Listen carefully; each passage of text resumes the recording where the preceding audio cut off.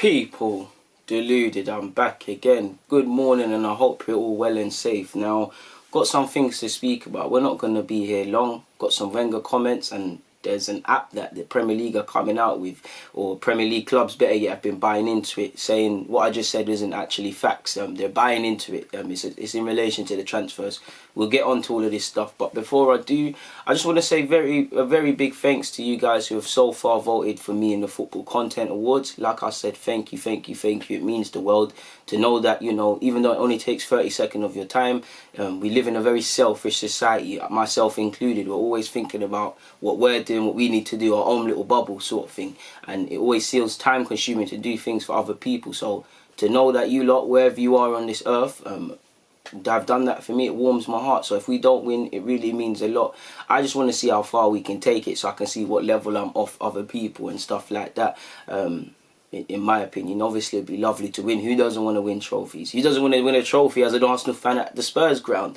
People, of course. But yeah, man, if you haven't, please check out the description or the comments. If you haven't clicked the description tab, there's information on how you can go about that. You can vote on Instagram, obviously following the link, but you can vote on Instagram, you can vote on their website, you can vote via Twitter, you can vote via all of them.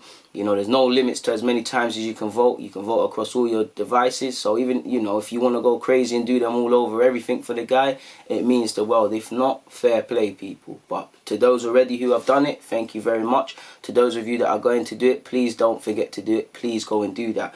On that note, though, let's crack on with what we're here for. Now, I was reading The Athletic, and also an article on Arsene Wenger came out. So obviously, you lot know me, I'm a big Arsene fan. I'm going to click on it. Now, there was a lot of it that's not of any relevance, but the bits of relevance, I pulled them apart. And especially with what's going on in society right now, he said, football can show the way to the rest of society how we should behave. We speak a lot about racism now. Football is based on merit only, not on who you are, where you're from, and how you look. That's a good way to teach the world how we should behave. Sport in general is a great leader in that way, and it's 100% facts. Sport has been used to stop wars. Sport doesn't care if you're black, doesn't care if you're white, doesn't care if you're man or woman. You know, you're specifically to football, you know, whatever team you're on, it doesn't matter. We're all equal. We're all 22 groups of people, 22 people, 11 aside, trying to put a ball over the line more than the other. And it's crazy what football can do. Like, football's helped me with a lot. It's helped me build friends. It's helped me deal with racial connotations. It's helped me battle depression. Football is a madness, people. Things like that.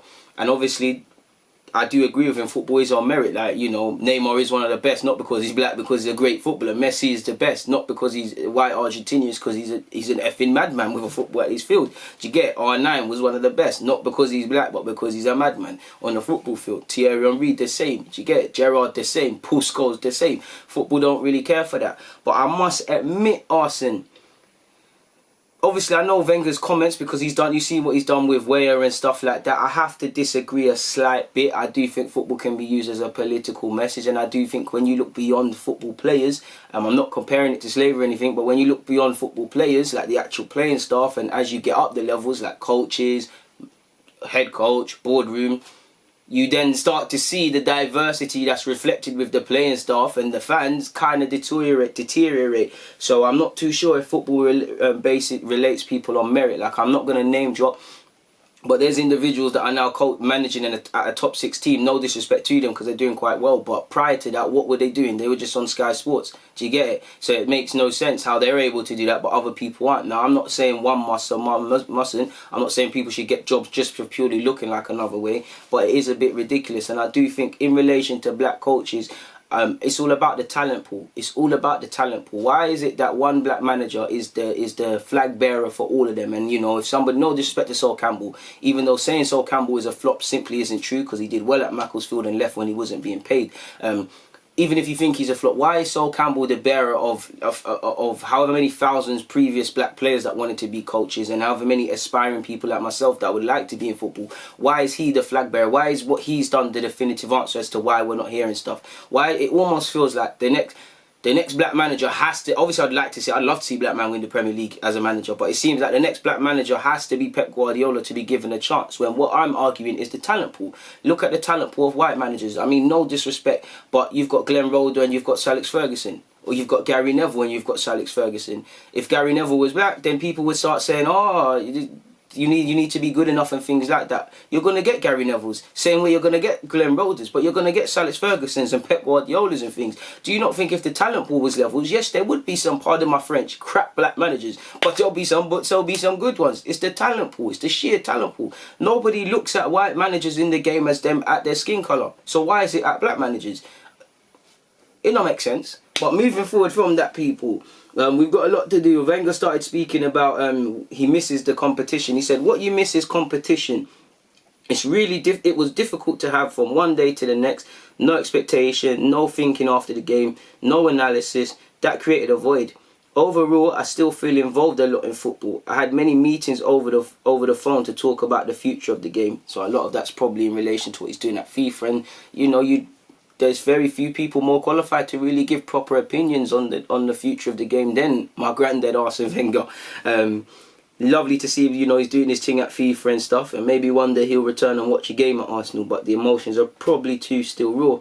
He said, what makes it special in England is the way people react to the game. It's the best country in the world for the way the fans respond to what's happening on the pitch. That's why I think it will be the most handicapped championship without that.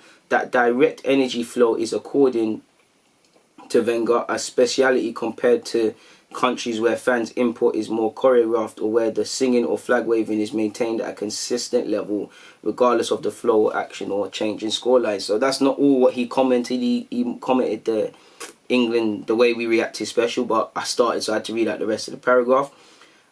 He said, you realise that football without fans is not real. You have two elements in football games, the players and the fans who go to the stadiums, and people who watch it on TV. So you have divided the first section. If the spectators have to stay at home, only one part of this spectacle is the players. You realise how much you missed the other part. For the game itself, one of the things I noticed is the lower teams without fans have a bigger handicap than the bigger teams.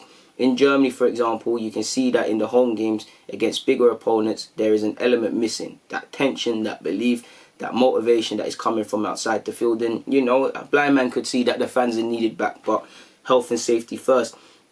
He went on to say, you see that the internal motivation of the club is not big enough against the big clubs. The bigger teams have more quality, so a way to reduce the difference between the teams is, of course, to have the support of your fans and get that intensity into the game.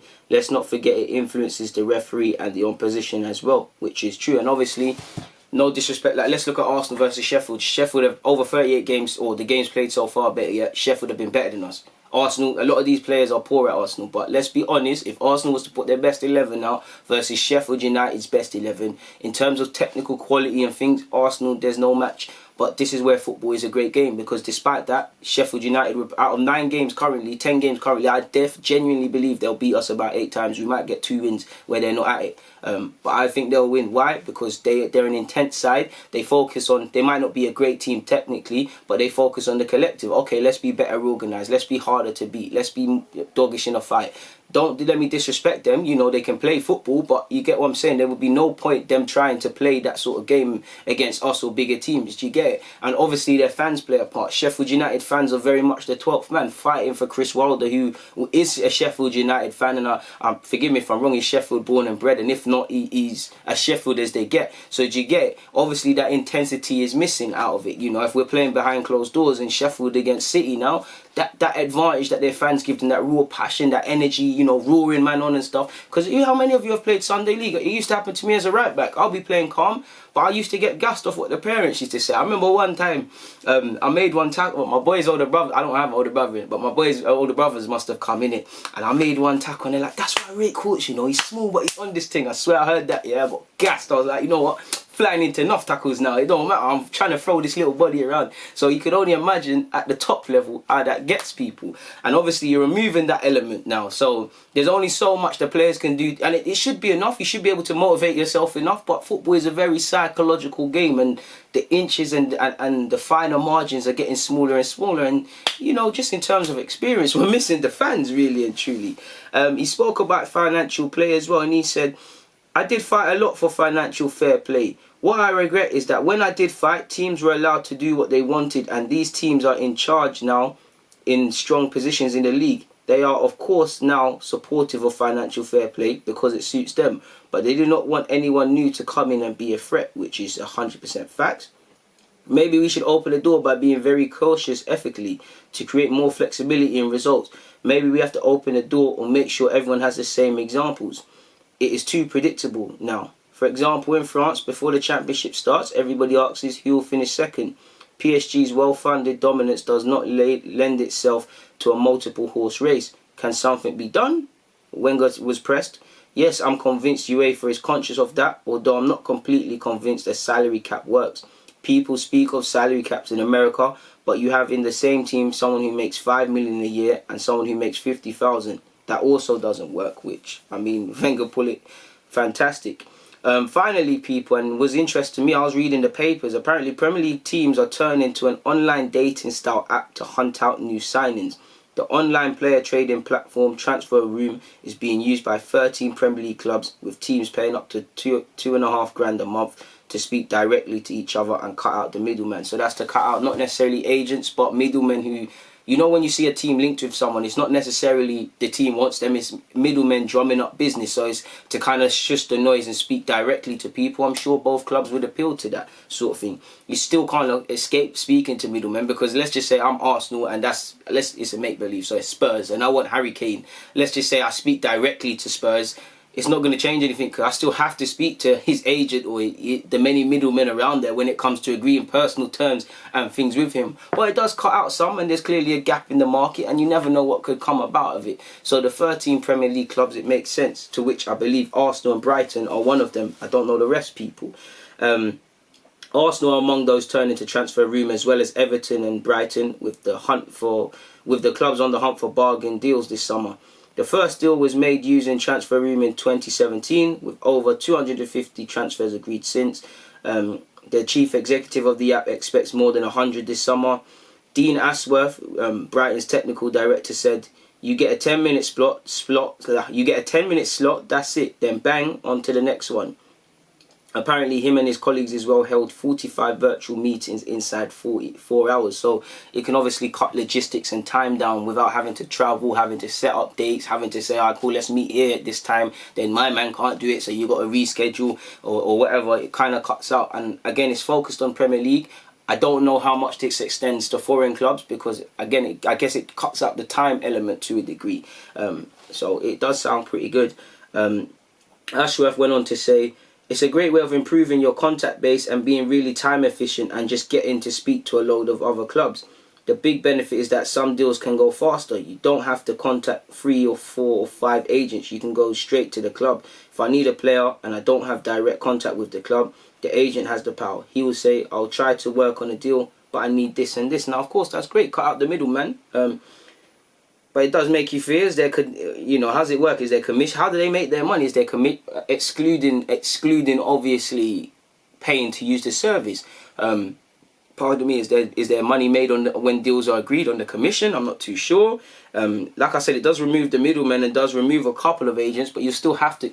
I guess it's less agents, but you still have to speak to some agents because like I said with the Harry Kane example, if I'm Harry Kane, I'm not going to care that you lot did this on the app. Like, you still got to speak to my advisors or my team of advisors to dot I's and cross T's. So again, if it decreases. For me, if it decreases time and makes less, more time effective to agree transfers wherever they are, then fine. Not too sure you're going to see someone like Harry Kane to Arsenal or Man United, or, Man United selling Pogba to City, or just some mad examples. What I'm saying is I don't think you'll see the big Premier League players done via this, personally. I don't think you'll see Aubameyang, Pogba, who else is there? Kevin De Bruyne, Sterling, it's Mo Salah, Mane. I don't think you'll see these sort of moves done over there, but you might see a couple of lesser low profile deals done, or who knows, because it could very well be done. So I guess as a fan, I'll never truly know, but it is an interesting one. On that note though, people, we've done a lot of speaking. We've spoken about Wenger, we've spoken about the app, we touched actually very slyly on black coaches and stuff. I didn't mean to do that, but either way, it's been fantastic speaking with you guys, and I hope you guys have got some sort of joy out of listening to me ramble and waffle on. So I'm going to let you lot go. Make sure you like, make sure you subscribe, make sure you share it. If you wish to donate, the PayPal donation links are in the bio. More importantly than that, people, and in the comments, more importantly than that, Please, again, vote in the Football Content Awards. Links are in the description. Links are in the comments. It takes 30 seconds of your time. That is the most important thing to take away from this video. On that note, please, more importantly than that, stay safe. Look after your loved ones. And yeah, man, I hope you lot really, you know, move that bit closer to your aspirations and your dreams and your goals. And if you're going through tough times, I really hope you get out of them obstacles and stuff like that. Please stay safe until we buck up again. On that note, DG, I'm out.